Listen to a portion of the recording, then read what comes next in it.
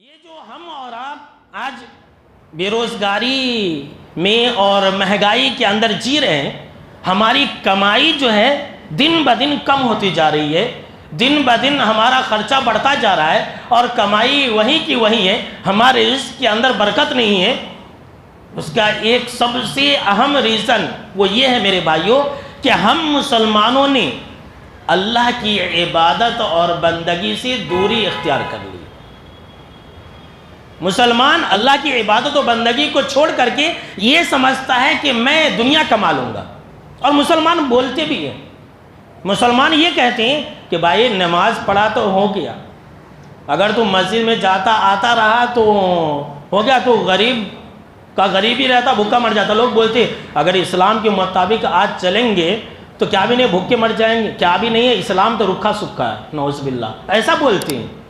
یعنی کہ ترقی میں، مال اور دولت کمانے میں ایک مسلمان اسلام کو رکاوٹ سمجھ رہا ہے، اور یہ کہہ رہا ہے کہ حلال کو اپنا کر کے اسلام کے حکم کے مطابق کمائی کر کے ہم ترقی نہیں کر سکتے۔ یہ جھوٹی بات ہے، کائنات کی رب کی قسم یہ جھوٹی بات ہے۔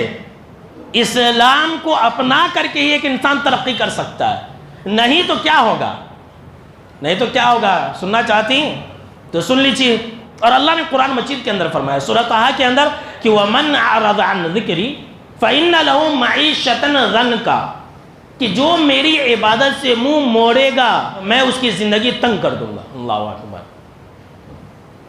اس کی زندگی تنگ کر دوں گا مطلب کیا ہے؟ اس کا مطلب یہ ہے کہ وہ ہر وقت پریشان رہے گا، اس کے پاس پیسہ تو رہیں گے لیکن وہ اپنے پیسے کو لے کر پریشان رہے گا، اس کو مال کی کمی نہیں رہیں گی، اس کو اولاد کی کمی نہیں رہیں گی، زمین اور جائیداد کی کمی نہیں رہیں گی، لیکن ہر وقت پریشان، ٹینشن میں، راتوں کو نیند نہیں۔ بیچارہ اتنا پیسہ اتنا کما لیا ہے کہ جب تک نیند کی گولی نہ کھائے تب تک اسے نیند نہ ہو۔ فائدہ کیا ہے اسی مال و دولت کا؟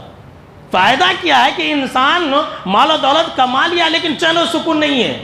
اس آیت کے اندر اسی بات کا تذکرہ ہے کہ جو اللہ کی عبادت و بندگی سے دور ہوگا نا، وہ کتنا بھی کما لے گا پریشان رہے گا۔ اس کی دکانیں صبح سے شام تک چلیں گی، وہ غلہ بولتے نہیں، غلہ، وہ غلہ جو ہے شام میں صبح سے شام تک پورا بھر جائے گا، لیکن جب گھر جائیں گے تو خالی ہاتھ، کچھ بھی نہیں ہے، پورا غلہ کا غلہ خالی۔